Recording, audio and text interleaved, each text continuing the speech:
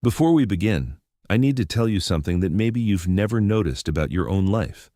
There is a habit, a behavior that seems completely harmless, that seems absolutely normal, that you probably practice every single day without even realizing it. And that might be exactly the reason why money never stays with you long enough. I'm not talking about a big mistake. I'm not talking about a disastrous decision or an expensive addiction. I'm talking about something much more subtle, much more silent, and for that very reason, much more dangerous. Today I'm going to tell you the story of a man named Raphael, an ordinary man, hard-working, responsible, who didn't spend excessively, who didn't make big financial blunders, but who still could never get ahead. Money came into his account every month and simply disappeared, without explanation, without big purchases, without any apparent reason.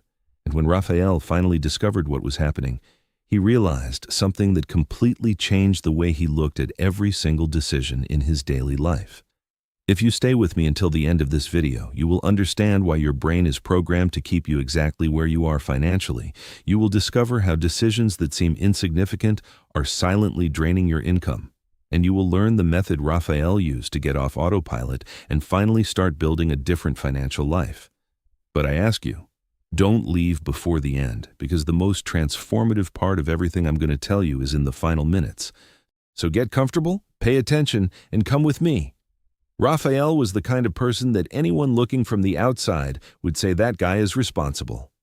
He wasn't one of those people who went around buying everything they saw. He wasn't the type to show off or spend on unnecessary things.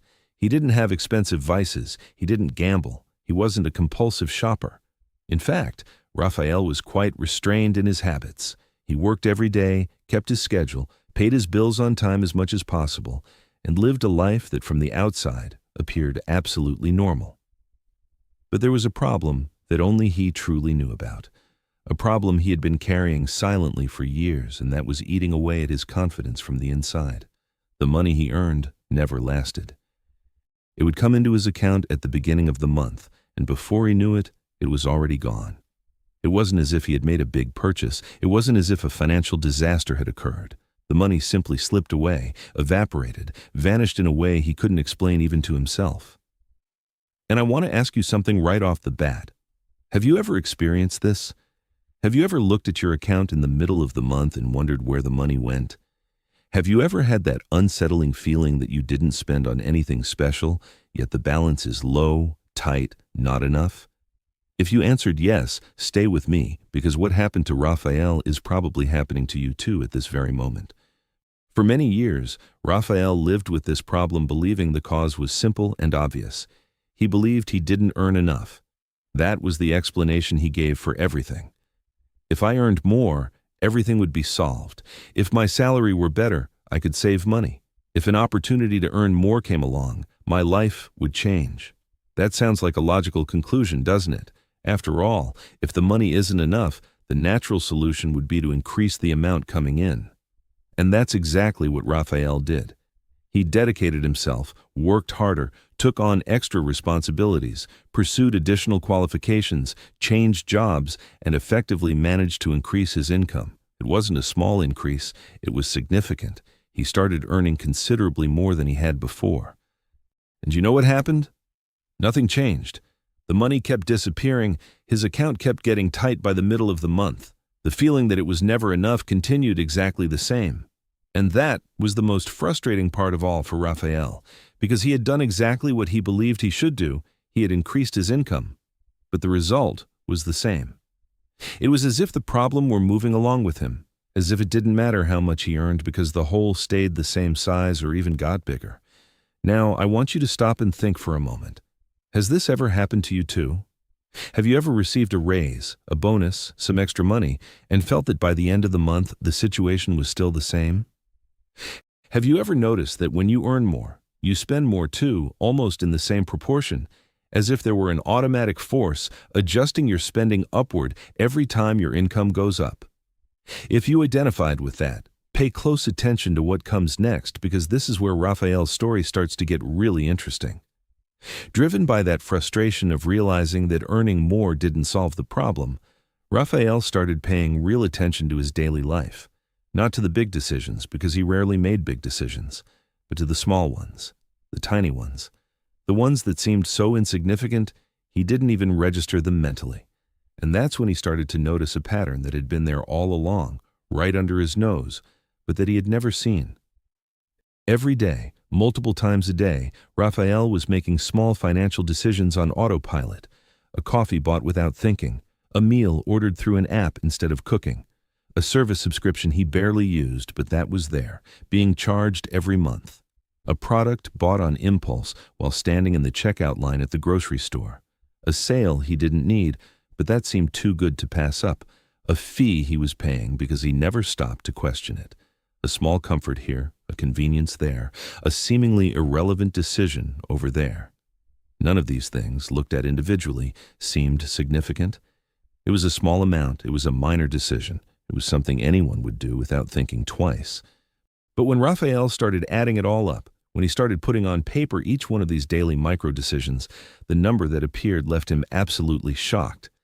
It was hundreds and hundreds of dollars per month being silently drained by decisions he didn't even realize he was making. And I want to ask you now with complete sincerity, do you know how much money you spend per month on small purchases that seem insignificant? Have you ever stopped to add up the coffee shop every day, the delivery app orders, the subscriptions you forgot you had, the snacks, the quick grocery store purchases that weren't on the list? If you've never done that math, I guarantee the number will surprise you. Because what seems like very little when looked at individually becomes an enormous sum when multiplied by the frequency with which it happens.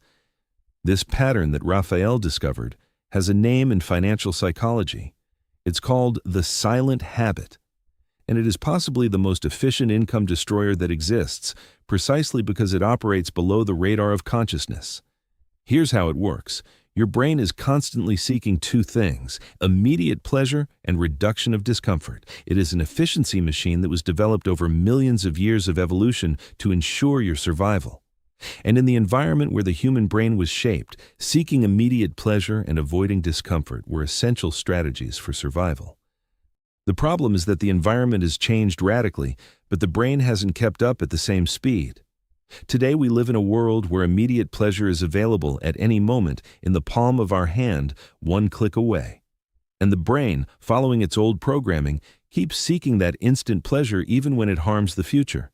Every time you buy that coffee without thinking, your brain receives a small dose of dopamine, the pleasure chemical.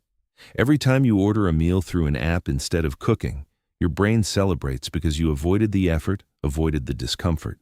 Every time you buy something on impulse, even if it's cheap, the brain feels a momentary satisfaction. And these small doses of pleasure are addictive.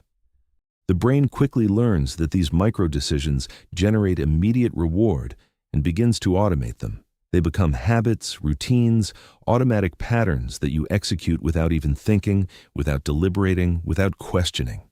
It's as if your brain were on financial autopilot, making dozens of spending decisions per day without you even realizing they're being made. And here is the crucial point that most people don't understand. It's not the big expense that keeps you financially stuck. It's not buying the car. It's not the expensive trip. It's not the bad investment. Those big expenses you notice, you feel, you register. What really drains your income are the small expenses repeated daily that slip under your radar of awareness. They are the hundreds of micro-decisions that your brain makes on autopilot, seeking immediate pleasure without considering the accumulated impact over time. I want to ask you a question that might seem simple but is profoundly revealing. If I asked you to list right now, from memory, every expense you've had in the last week, could you do it? Not the big ones, you remember those. The small ones, the coffee, the snack, the app, the quick purchase. Could you list them all? If the answer is no, and for most people it will be no, that indicates that a significant portion of your spending is happening on autopilot. And as long as those expenses remain invisible to you, they will keep draining your income without you having the slightest idea where the money is going. Raphael was deeply disturbed when he understood this dynamic. He realized that for years he had been literally bleeding money through hundreds of small cuts that individually didn't hurt, but that together were causing a silent financial hemorrhage. And the most disturbing part of all is that he didn't consider himself an irresponsible person with money. He wasn't. He didn't do crazy things. He didn't buy expensive items on impulse. He didn't live beyond his means in an obvious way. But he was living beyond his means in an invisible way, through dozens of small automatic decisions that added up consumed a huge portion of his income. But Raphael's discovery didn't stop there. When he started investigating more deeply why these habits existed, he stumbled into something that goes straight to the heart of human psychology: the issue of emotional comfort and its relationship with money. Raphael realized that many of these small expenses were not motivated by a real need. They were motivated by an emotional need. The coffee from the bakery wasn't just coffee. It was a moment of comfort in the middle of a stressful day. The delivery app meal wasn't just about food. It was about avoiding exhaustion, about not having to face one more task after a grueling day. The impulse purchase at the grocery store wasn't about the product. It was about that small dose of pleasure that comes with the act of buying something new. In each of these cases, what Raphael was really buying wasn't the product or the service. It was an emotion. He was buying relief, comfort, momentary pleasure, distraction. And this is an incredibly common pattern that financial psychology calls emotional spending. Emotional spending is when you use money not to meet a real need, but to meet an emotional need. And this happens far more frequently than we imagine. Now, I want to ask you a question that requires honesty with yourself.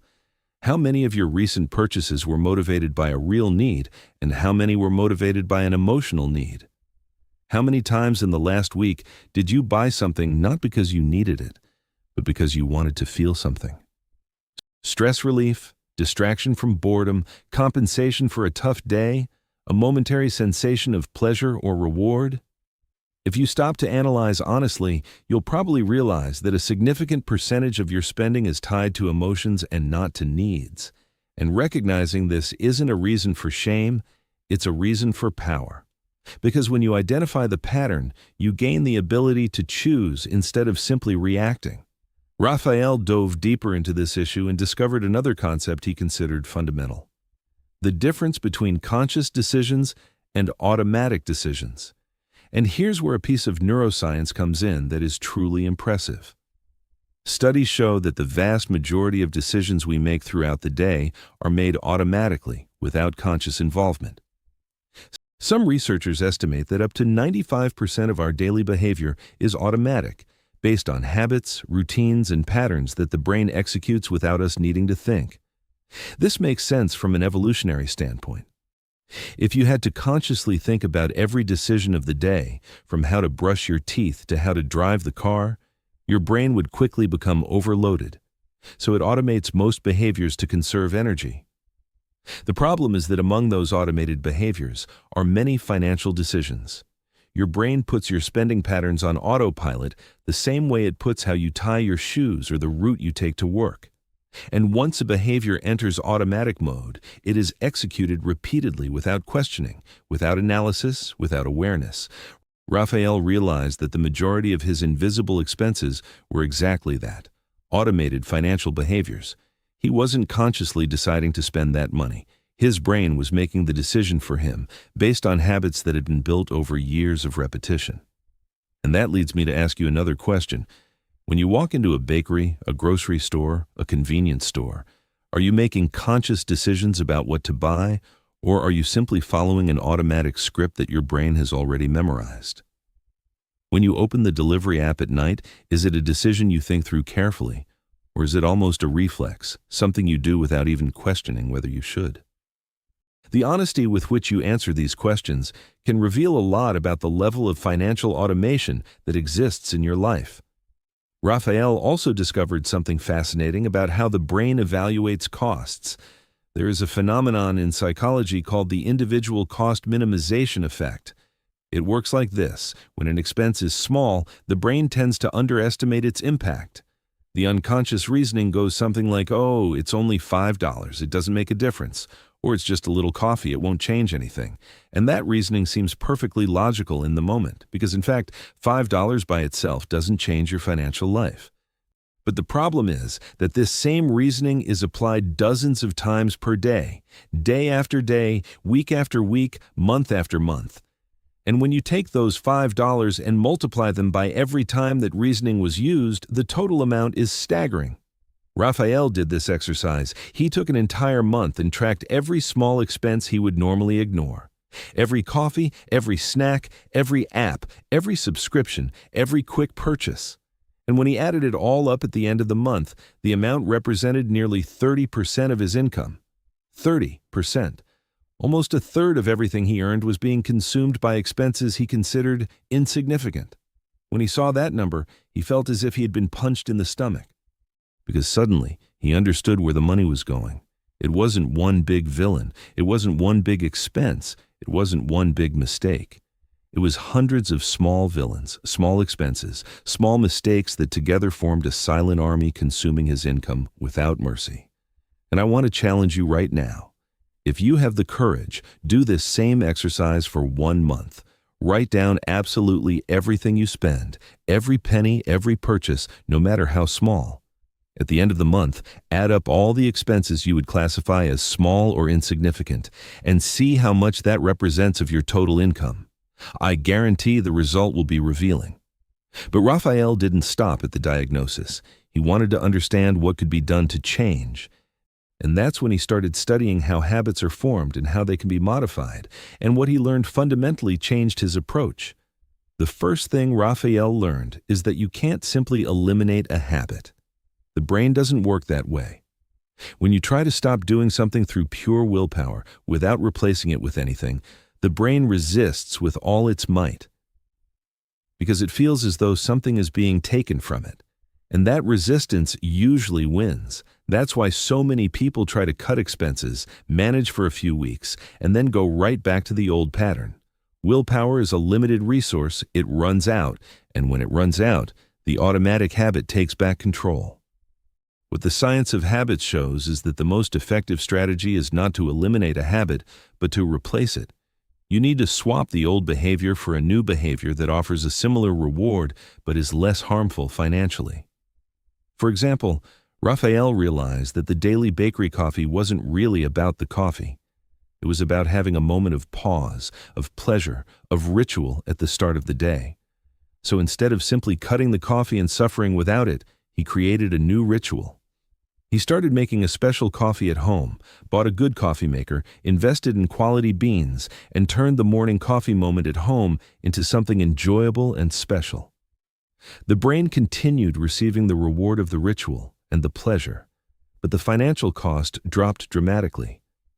This principle of substitution was applied across several areas of Raphael's life.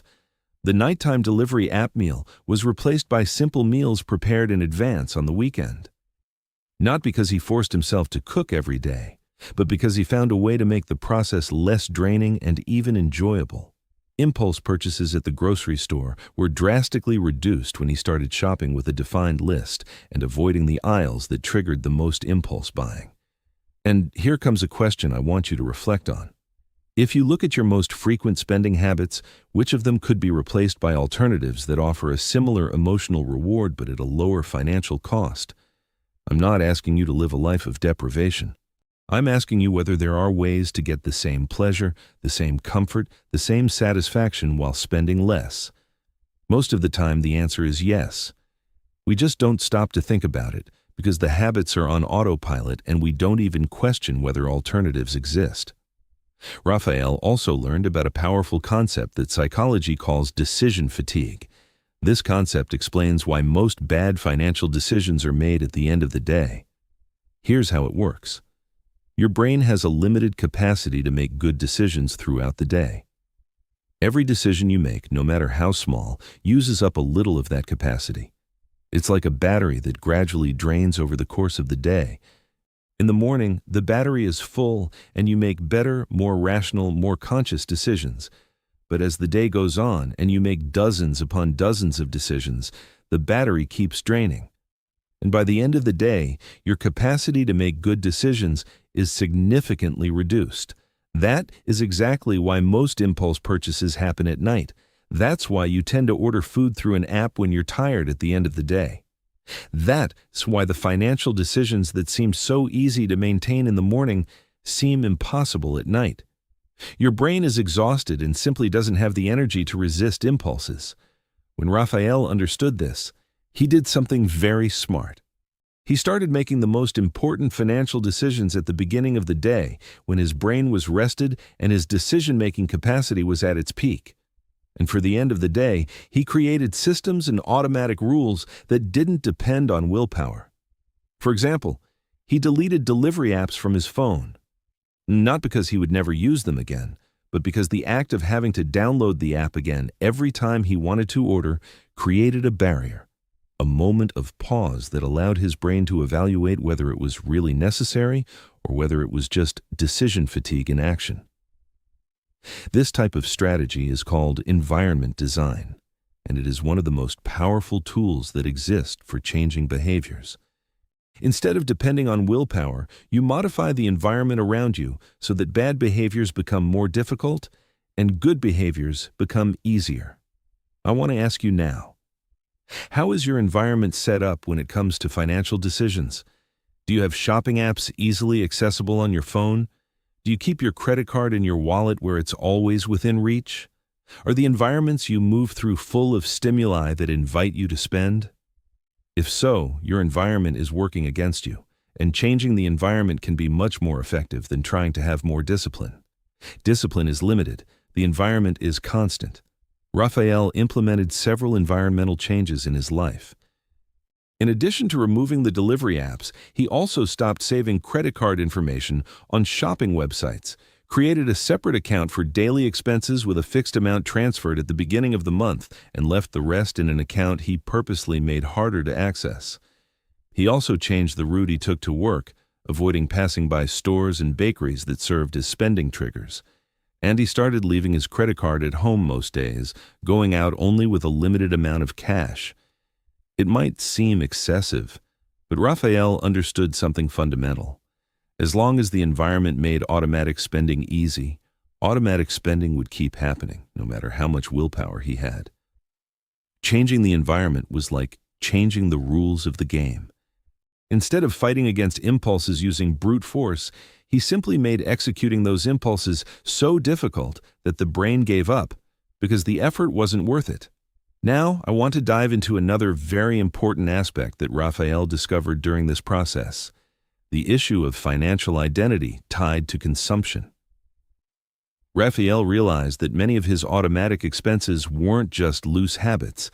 They were connected to an identity, to an image he had of himself. For example, buying coffee out every day was tied to the image of someone who is sophisticated, who knows how to appreciate good coffee. Ordering food through an app was connected to the identity of someone who is modern, who is in tune with the conveniences of contemporary life. Buying new things regularly was tied to the feeling of being someone who is progressing, who is acquiring, who is moving up in life.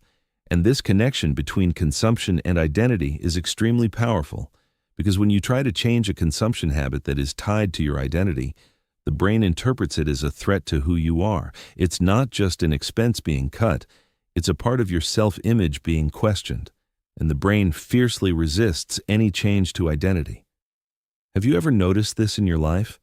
Are there expenses you maintain not because you really need them, but because they are part of the image you have of yourself? Maybe the car you drive, the neighborhood you live in, the clothes you wear, the places you go. I'm not saying that having nice things is wrong. I'm asking whether some of those things are there because you genuinely want them, or because they are part of an image you feel you need to maintain to feel good about yourself or to be accepted by others.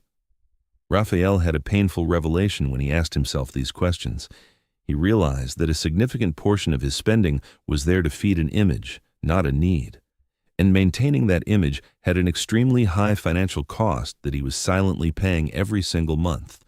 When he was able to separate what was a real need from what was an identity need, the clarity that emerged was extraordinary. He saw with sharpness which expenses made sense and which were merely the price of a mask he wore to feel adequate. And letting go of that mask was both liberating and terrifying at the same time. Liberating because it lifted an enormous financial weight off his shoulders. Terrifying because he had to face the question, who am I without these things? And the answer he found was far richer and more satisfying than anything any purchased product could offer. Raphael also explored another fundamental aspect of financial psychology that is directly connected to the silent habit: the concept of waste normalization. We live in a society that has normalized constant spending. Advertising bombards us with messages of consumption from the moment we wake up until the moment we go to sleep. Social media shows people living lives of consumption that seem desirable. The culture around us constantly says that buying is good, spending is necessary, consuming is living. And when you grow up immersed in that culture, waste becomes invisible. Spending unnecessarily becomes normal. Having costs that could be avoided becomes an accepted part of life. Raphael realized that many of his invisible expenses existed simply because he had never questioned whether they should exist. He paid for subscriptions to services he barely used because canceling never seemed urgent. He bought more expensive brands out of inertia without ever comparing whether alternative brands offered the same quality for less. He kept insurance policies and plans that no longer made sense for his current life, but that were there being debited because he never stopped to review them. This normalization of waste is like a slow bleed. Every unnecessary expense that is normalized becomes permanent, and permanent expenses that aren't questioned accumulate silently until they represent a significant portion of your income. I want to invite you now to do an honest reflection. How many subscriptions do you pay for every month that you rarely use? How many recurring services are being charged to your account that you've already forgotten exist? How many fixed expenses in your life are there simply because they have always been there, without you having recently evaluated whether they still make sense? These are simple questions, but the answers could free up a significant amount of money that is being wasted silently. Raphael, when he did this assessment of his life, found nearly $200 per month in subscriptions and services he barely used. $200 that were simply going down the drain every month for years without him noticing. When he multiplied that amount by the number of months he had been paying without using them, he felt a mixture of anger and disbelief. It was as if he had been throwing money in the trash for years, literally. But Raphael understood that blaming himself wasn't going to solve anything. What he needed was to act from that moment forward. And that's exactly what he did. He canceled what he didn't use, renegotiated what could be cheaper, and kept only what truly brought value to his life. And the money that was freed up by these actions started being redirected toward something that had previously seemed impossible: a financial reserve. This point about the financial reserve is crucial, and I want to go deeper into it because there is a very important psychological dynamic behind it. Raphael realized that one of the reasons he spent so easily was because there was no visible immediate consequence. The money was in the account, he spent it, and life went on. There was no moment of confrontation, no mirror that showed the accumulated impact of his decisions. But when he started building a reserve, when he began having a separate balance that grew month by month, something changed in his psychology. Every time he considered an unnecessary expense, now there was a visible counterpoint. If I spend this here, my reserve fund will decrease. And seeing that number growing generated a satisfaction that started competing with the satisfaction of impulsive spending. This is something psychology calls a competing reward. When you create an alternative reward that is visible and emotional, it begins competing with the reward of the old habit. And the more the new reward grows, the more powerful it becomes, until eventually it wins. For Raphael, watching the reserve balance grow became more pleasurable than buying a coffee at the bakery or ordering food through an app. The feeling of security and progress that came with the reserve was deeper and longer lasting than any momentary pleasure of consumption. And that's a question I want to ask you right now. Do you have a financial reserve that grows and that you can see? It doesn't need to be large, it doesn't need to be impressive. Just a balance that grows month by month and gives you a tangible sense of progress. If you don't have one, this could be one of the most powerful steps you can take right now. Because having a visible reward for your financial self-control completely changes the psychological equation of your spending decisions. Raphael also discovered something very interesting about the role of time in financial perception. There is a concept in psychology called present bias, which is the brain's natural tendency to value immediate pleasure far more than future benefit. It's because of this bias that saving money is so difficult. The pleasure of spending now is concrete, tangible, immediate. The benefit of having money saved in the future is abstract, distant, uncertain, and the brain, which was designed to prioritize the immediate, almost always chooses the pleasure of the present moment. Raphael realized he needed to find a way to make the future more present in his mind, and he did this in a very creative way. He started calculating his expenses not in absolute dollar amounts, but in work time. Instead of thinking this coffee costs $5, he would think this coffee costs 20 minutes of my work. Instead of thinking this delivery app meal costs $35, he would think this meal costs almost 2 hours of my day. This simple shift in perspective transformed the way he evaluated every expense, because money can seem abstract, but time is something we all feel in a visceral way. When Raphael thought in terms of money, $5 seemed insignificant. But when he thought in terms of lifetime, 20 minutes of his day dedicated to working just to pay for a coffee took on a completely different weight. I want to propose this same exercise to you right now. Take your salary or your monthly income and calculate how much you earn per hour of work. Now, the next time you're about to make a purchase, instead of thinking about the price in dollars, think about the price in hours of your life. How many hours of your life are you willing to trade for that product or service?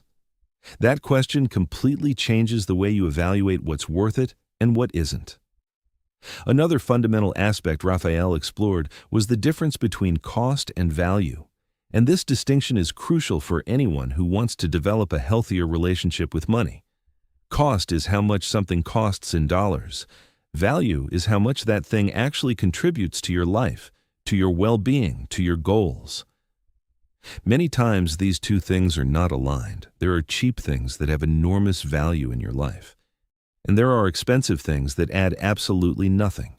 The problem is that most people make spending decisions based solely on cost without considering real value. Raphael learned to evaluate every expense not by the amount involved, but by the value it brought to his life.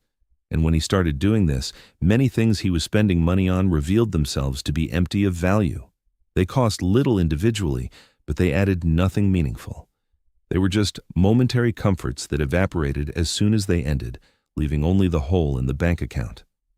On the other hand, he discovered that there were expenses that were truly worth every penny, that genuinely contributed to his quality of life, to his health, to his relationships, to his growth as a person. And those expenses, interestingly, were often the ones he tried hardest to cut when tightening his budget. This reversal was revealing.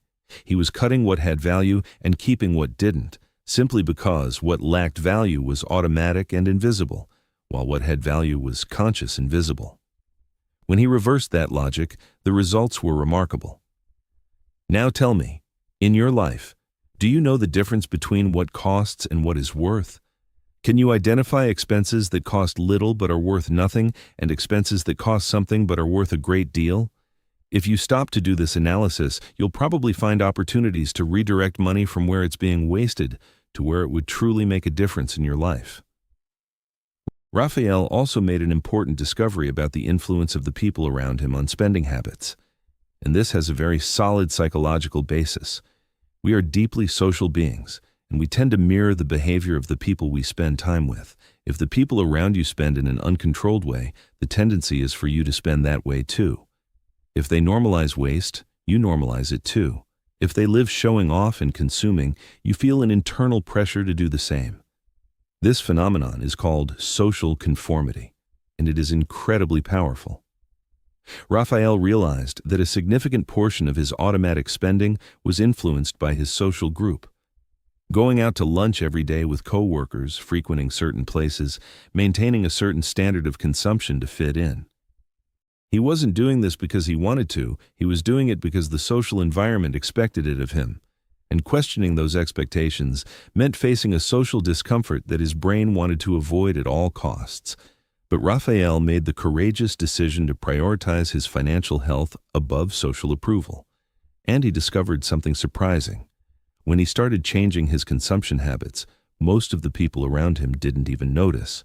And those who did notice, many of them, instead of criticizing, felt inspired to do the same. The social pressure he had feared so much was largely a creation of his own mind, not a concrete reality. I want to ask you right now, are there expenses in your life that you maintain only to fit in socially?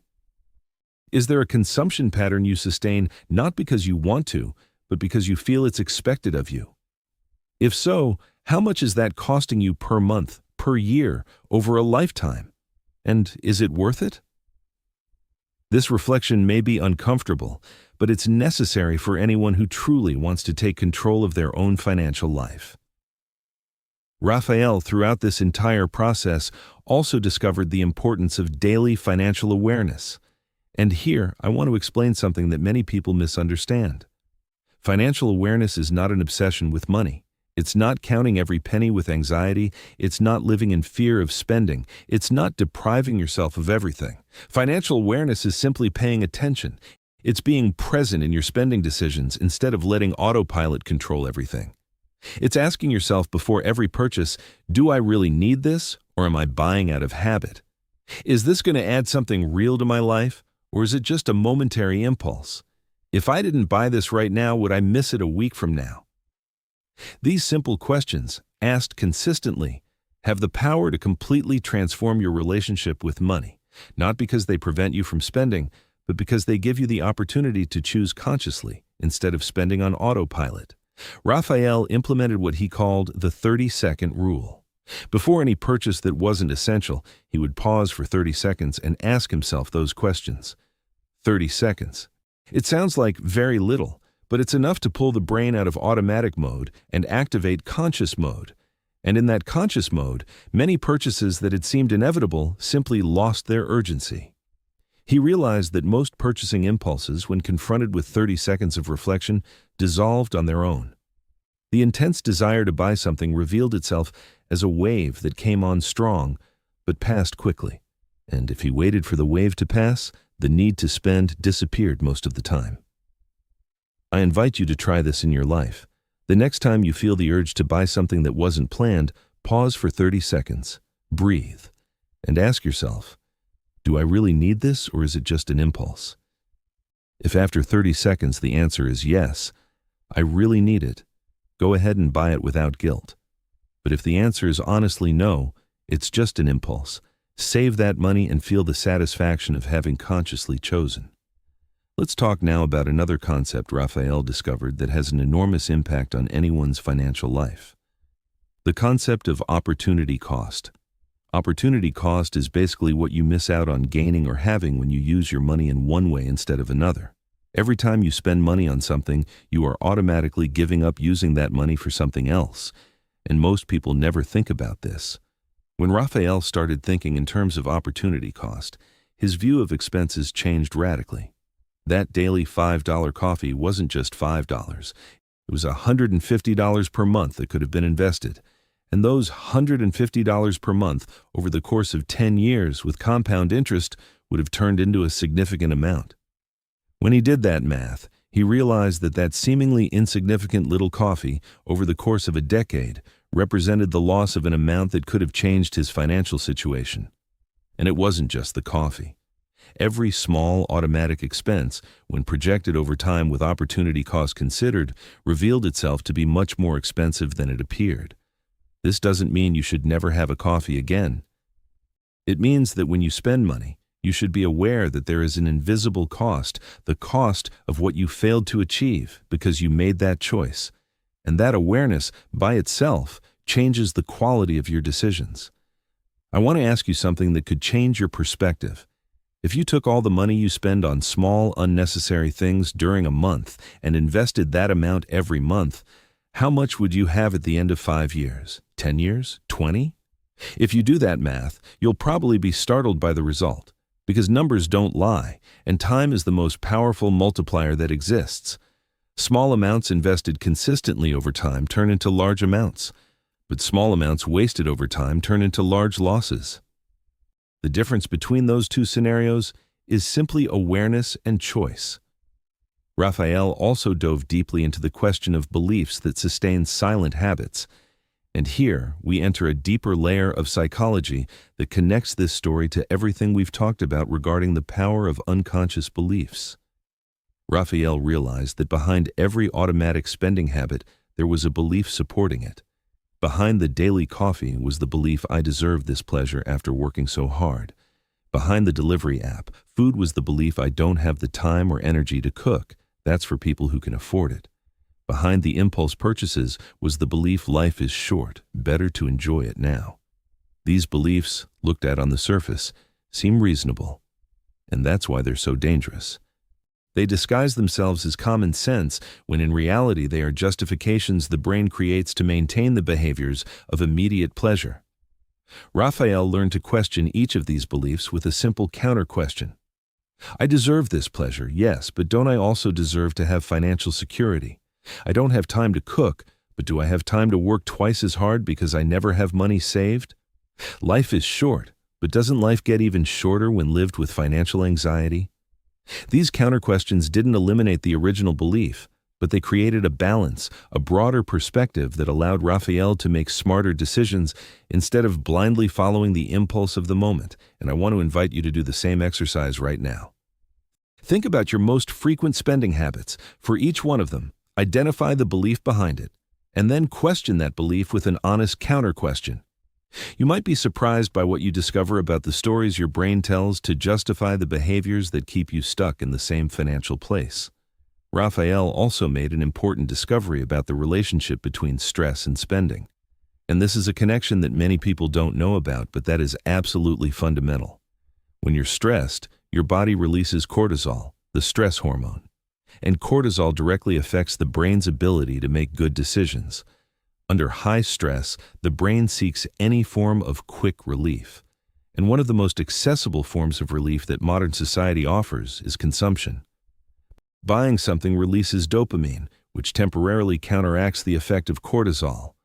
So when you're stressed, the tendency to spend increases significantly. Not because you need more things, but because your brain is desperate for relief and spending is the quickest way it can find. Raphael noticed that his worst financial days were precisely his most stressful days. On days when work was heavy, when an unexpected problem arose, when he felt overwhelmed, automatic spending visibly increased. It was as if stress opened a floodgate in his financial habits and let the money flow out faster. When he understood this connection, he realized that managing stress was just as important as managing finances. Because as long as stress was out of control, it would be a constant trigger for emotional spending. Raphael implemented simple stress management practices that cost nothing. Daily walks, moments of silence, conscious breathing, clearer boundaries between work and rest. These practices reduced the cortisol level in his body and consequently reduced the need to seek relief through consumption. And I ask you now, what is your current stress level and how does it affect your financial habits? Do you notice that you spend more when you're stressed, anxious, or emotionally overwhelmed? If so, working on stress reduction may be one of the most effective financial strategies you can adopt.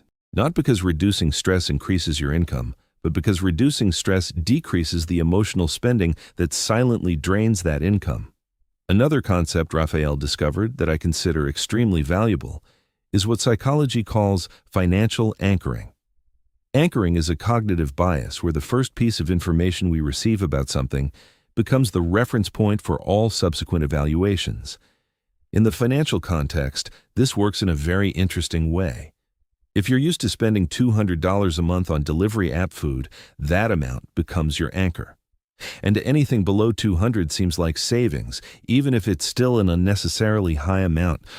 On the other hand, if you've never spent on delivery and someone suggests spending $50 a month, it seems absurdly expensive. The same amount is perceived in completely different ways depending on the anchor each person has. Raphael realized that his financial anchors were calibrated to very high spending levels in several categories. He thought it was normal to spend certain amounts because he had always spent that. He had never questioned whether that was really an appropriate level of spending or whether it was simply the level he was accustomed to. When he deliberately recalibrated his anchors, redefining what was normal in each spending category, His financial perspective changed dramatically. What had previously seemed impossible to cut became obviously excessive when compared to a new anchor. I want to propose a reflection on this. In which spending categories might your anchors be calibrated too high? What do you consider normal to spend on food, transportation, entertainment, clothing? And were those anchors set by a conscious choice or simply by habit? If you recalibrate those anchors, looking at them with fresh eyes, you may discover significant spaces to redirect money without necessarily reducing your quality of life. Raphael didn't change everything at once, and this is a point I want to emphasize strongly because it's where most people go wrong. When we discover we've been doing something wrong, the natural tendency is to want to fix everything immediately. Cut all expenses, change all habits, transform your entire life overnight, and the result is almost always the same: failure and frustration. Because the brain doesn't accept abrupt changes. It resists, it sabotages, it finds ways to revert to the old pattern. Raphael understood that sustainable change is gradual. He didn't try to cut all expenses at once. He started with one. He chose the automatic expense that was easiest to change and worked on it for weeks until the change became natural, until the new behavior became the new autopilot. And only then did he move on to the next one. This process of gradual change respects the way the brain works. Each small victory generates confidence and motivation for the next one. Each successfully modified habit strengthens the belief that change is possible. And over the course of months, dozens of small changes accumulate, and the result is a transformation that seems impossible when viewed from the outside. But that is actually simply the sum of many small, consistent victories. How many times have you tried to change everything at once and ended up going back to the old pattern? That question isn't meant to criticize you. It's meant to show you that there is a better approach. Instead of attempting a financial revolution, try an evolution. Choose a single spending habit to modify and dedicate all your energy to that one change until it becomes natural. Then move on to the next one. It might seem slow, but it is infinitely more effective than trying to change everything and ending up changing nothing. Raphael also learned something crucial about the relationship between self-compassion and financial change. And this is a point that is rarely heard in financial content, but that is absolutely essential. When Raphael made a slip, when he spent impulsively after days of controlling himself, his first reaction was harsh self-criticism. He would call himself weak, incompetent, incapable of change. And you know what the harsh self-criticism did? It generated more stress. And more stress generated more emotional spending. It was a cruel cycle where making a mistake led to self-punishment. Self-punishment led to more stress, and more stress led to more mistakes. When Raphael learned about self-compassion, which is essentially treating yourself with the same kindness you would show a friend who made a mistake, the cycle broke. Instead of punishing himself for a slip, he acknowledged the error, understood what caused it, and moved forward without drama. This approach isn't permissive. It's not pretending the mistake doesn't matter. It's simply recognizing that making mistakes is part of the change process and that punishing yourself for it doesn't help. In fact, it makes things worse. I want to ask you, how do you treat yourself when you make a financial mistake? With harsh criticism or with understanding and willingness to learn? The way you answer that question may be directly influencing your ability to change your financial habits. If every mistake triggers an avalanche of self-criticism, the change process becomes so painful that the brain prefers to simply give up and go back to the old pattern. But if every mistake is treated as a learning opportunity, the process becomes sustainable and change gradually happens. Raphael, over the course of months practicing all of this, began to see results that had previously seemed unreachable. They weren't dramatic or instant results. They were gradual, steady, cumulative results. The money that used to disappear without explanation now had a destination.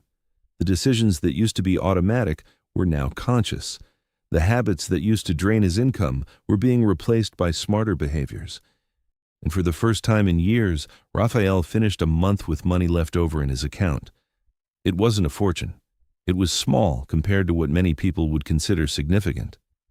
But for Raphael, that leftover money represented something much bigger than the amount itself. It represented that he had gotten off autopilot. It represented that he had taken control. It represented that the invisible force that had been sucking the money out of his life for years had finally been identified and confronted. And from that moment on, his financial thermostat started to rise. Not because he was earning more, but because he was wasting less. Not because he had found a magic formula, but because he had developed awareness about the hundreds of small decisions that make up any person's financial life. I want to ask you a few final questions that I'd like you to carry with you after this video. How many financial decisions do you make per day on autopilot without thinking? How much money per month is being consumed by habits you don't even realize you have? If you reduced unnecessary automatic spending by half, what would you do with that extra money? What is the first silent habit you could start changing today? Are you spending to meet real needs or emotional needs? Does your environment facilitate good financial decisions, or does it facilitate impulsive spending? Do you know the difference between the cost and the value of everything you buy? Do the people around you positively or negatively influence your spending habits? Do you treat yourself with compassion when you make a mistake, or do you punish yourself in a way that generates more stress and more spending? These questions are not rhetorical. They are self-knowledge tools that can reveal patterns you never noticed, and noticing those patterns is the first step toward changing them. Raphael's story teaches us something profoundly important. It's not the big mistake that destroys most people's financial lives. It's the small behaviors repeated daily, the automatic micro-decisions, the silent habits that operate below the radar of consciousness. And the good news is that just as those habits were built little by little, they can also be dismantled little by little. It doesn't require a revolution, it requires awareness. It doesn't require superhuman discipline, it requires smart strategy. It doesn't require changing everything at once, it requires starting with one thing. Raphael started with a single habit, just one. And the change of that single habit created a domino effect that gradually transformed his entire financial life. The same can happen to you. The question is whether you will continue on autopilot, letting silent habits control your money, or whether you will take control and start making conscious decisions starting today. I know that changing habits isn't easy. I know that autopilot is comfortable. I know that questioning behaviors that seem harmless takes effort, but I also know that the alternative is to stay exactly where you are, month after month, year after year, wondering where the money went. And after everything you've heard today, that question already has an answer. The money is going to the silent habits, to the automatic decisions, to the emotional spending, to the normalized costs, to the poorly calibrated anchors, to the unquestioned impulses. Now that you know this, the question changes. It's no longer, where is my money going, because you already understand that. The question now is, what am I going to do about it? And I truly hope the answer is something. That it starts today, with one habit, with one decision, with 30 seconds of pause before a purchase. Because that's how change begins, not with a grand gesture, but with a small conscious choice, and then another, and another, and another, until the sum of those choices creates a financial life that you control instead of a financial life that controls you. If this video made sense to you, I ask you to leave in the comments what your biggest financial challenge is today. Do you feel like money simply disappears from your account without explanation? Were you able to identify any silent habit that might be draining your income? Share with me in the comments, because I read every single one of them and I want to understand the reality of the people watching. And if you know someone who needs to hear this, someone who is always complaining that the money is never enough, someone who works hard but never gets ahead, share this video with that person. It might be the information they were missing to finally understand what's happening in their financial life. Before I close, I want to reinforce something I think is essential. Nothing I said here is about living a life of deprivation. It's not about cutting everything. It's not about never spending on pleasure again. It's not about financially punishing yourself. It's about awareness. It's about choosing instead of reacting. It's about knowing where your money is going and deciding whether that's the best destination for it. When you have that awareness, you can spend on what truly matters to you and eliminate what doesn't. That's not deprivation, that's freedom. It's the freedom to use your money according to your values and your goals instead of letting automatic habits decide for you. Raphael lives with that freedom today. Not because he got rich overnight, but because he took control of the small decisions that make up every day of his life. And the accumulation of those small conscious decisions is building a financial reality he never thought was possible. The same is available to you. It starts today. It starts now. It starts with one choice. Thank you for staying with me to the end. I'll see you in the next video.